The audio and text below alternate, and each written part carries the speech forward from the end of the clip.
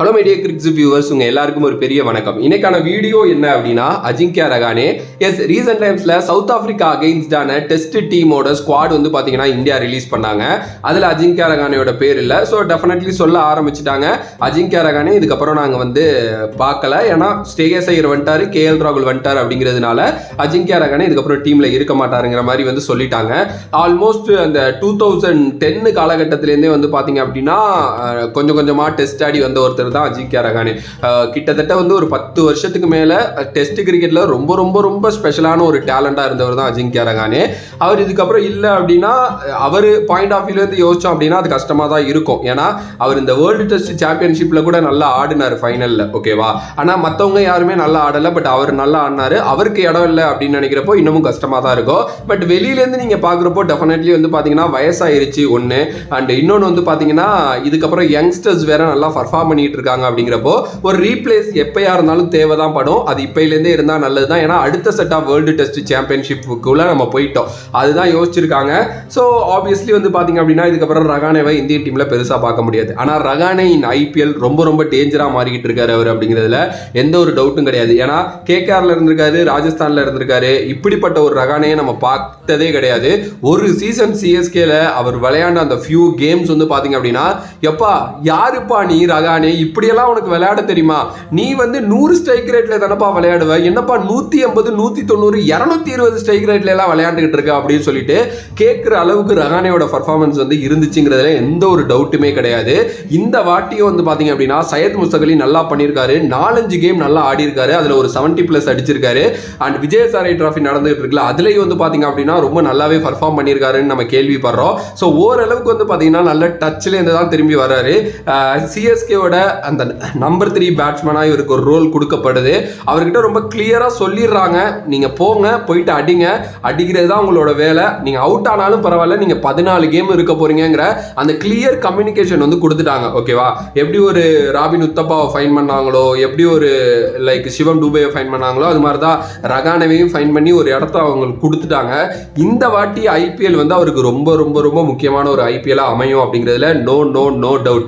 Because நான் ஏன் சொல்றேன்னா, world cup 2024 T20 world cup definitely அவருக்கு வாய்ப்பு இல்லை. பட் ஸ்டில் ஏதாவது ஒரு தருணத்தில் ஏதாவது ஒரு எக்ஸ்பீரியன்ஸ் கேம்பெயினர் வேணும் அப்படின்னு யோசிக்கலாம் அவங்க.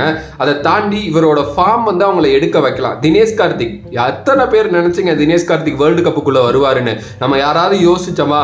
தினேஷ் கார்த்திகை திருப்பி உள்ள எடுத்துட்டு வந்து ரிஷப் பண்டை உட்கார வச்சுட்டு தினேஷ் கார்த்திக் எல்லா மேட்சும் ஆட வச்சாங்க. அங்க அவர் பர்ஃபார்ம் பண்ணல, அது நம்ம அக்செப்ட் பண்ணிக்கணும். அந்த மாதிரி ஆனா அந்த மாதிரி என்ன வேணாலும் நடக்கலாம். ஸோ ரஹானே T20 வேர்ல்டு கப்பை வந்து கண்டிப்பா எய்ம் பண்ணுவார். பிகாஸ் அவரோட கெரியர் எண்டில் வந்து பாத்தீங்க அப்படின்னா அவர் இருக்காரு. அவர் மறுபடியும் இந்தியாக்குள்ள வந்து ஒரு 1 or 2 மேட்ச் ஆடிட்டு நான் ரிட்டையர் ஆனாலும் பரவாயில்ல அப்படிங்கிற மைண்ட் செட் தான் அவருக்கு எப்பவுமே இருக்கும். அதை நிறைய வாட்டி அவர் வந்து சொல்லியிருக்காரு, திருப்பி நான் வந்து வருவேன் அப்படின்ட்டு. ஈவன் தான் அவர் ஒரு நல்ல ஓடிஐ பேட்டருங்க, ஆனா அவரை ஒரு லெவல் யூஸ் பண்ணவே இல்லை அவங்க. அது ஏனே வந்து பாத்தீங்க அப்படின்னா ஆப்வியஸ்லி தெரியல.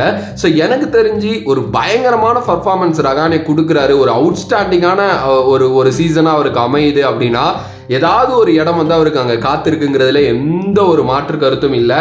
ஏன்னா T20 வேர்ல்டு கப் அடிச்சே ஆகணும், அதுதான் இந்தியன் டீமோட ஒரு மிகப்பெரிய மைண்ட் செட்டா இருக்கு. எக்ஸ்பீரியன்ஸ் கேம்பெயினர் அண்ட் அதே நேரத்தில் நான் அகைன் சொல்றேன், வெஸ்ட் இண்டீஸ் அண்ட் யூஎஸ்ஏல நடக்க போது T20 வேர்ல்டு கப். அங்கெல்லாம் வந்து பாத்தீங்கன்னா பிச்சஸே பயங்கரமா இருக்கும், ஈஸியாலாம் விளையாட முடியாது அங்க. ஸோ இவர மாதிரி எக்ஸ்பீரியன்ஸ் கேம்பெயினர் டிராவல் பண்ணா நல்லா இருக்கும்னு யோசிக்கிறதுக்கு நிறைய சான்சஸ் இருக்கு. இதெல்லாம் அவுட் ஆஃப் த சான்ஸ் தான், லைக் ஒரு டிகேக்கு நடந்த மாதிரி தான். ஸோ அது மாதிரி ஒரு அவுட்ஸ்டாண்டிங் சீசனா அவருக்கு அமைஞ்சிச்சு அப்படின்னா டெஃபினெட்லி ஒரு சான்ஸ் இருக்கு. ஸோ அதுக்கு அவர் போராடுவார் அப்படின்னு நான் நினைக்கிறேன். எனக்கு தெரிஞ்சு இந்த ஐபிஎல் அவரோட ஒரு கேம் சேஞ்சிங் சீசனாக இருக்க போகுது அப்படிங்கிறதுல நோ டவுட். கண்டிப்பாக ஃபர்ஸ்ட் 11லே இருப்பாருங்க, அவர் இதில் எந்த ஒரு மாற்று கருத்தும் இல்லை. ஏன்னா MS தோனி அவரை ரொம்ப ட்ரஸ்ட் பண்ணுறாருங்கிறதுனால ஃபர்ஸ்ட் 11லே அவர் இருப்பார். ஸோ பயங்கரமாக ஆடுறதுக்கு நிறைய சான்சஸ் இருக்கு. அண்ட் இன்னொரு ஒரு விஷயம் நான் சொல்ல விரும்புகிறேன், இது மேபி சிஎஸ்கேக்கு அவரோட கடைசி இயராக இருக்கலாம். ஏன்னா நெக்ஸ்ட் இயர் மெகா ஆக்ஷன் வரப்போகுது அப்படிங்கிறதுனால கண்டிப்பாக ரஹானேவெல்லாம் அவங்க திருப்பி பேக் பேக் பண்ண மாட்டாங்க.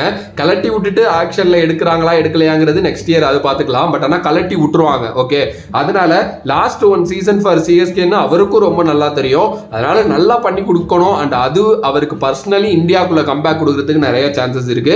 பார்ப்போம். எனக்கு தெரிஞ்ச அவர் திருப்பி வரலாம் தான், வந்து ஃபியூ மேட்சஸ் விளையாண்டுட்டு ரிட்டையர்மெண்ட் அறிவிக்கலாம். அதுக்கேற்ற மாதிரி அவர் விளையாண்டார் அப்படின்னா அதுக்கான வாய்ப்பும் இருக்குன்னு சொல்லி இந்த வீடியோ முடிக்கிறேன். உங்களோட கருத்து இதை பத்தி என்ன அப்படின்னு சொல்லிட்டு மறக்காம கமெண்ட் பாக்ஸ்ல கமெண்ட் பண்ணுங்க.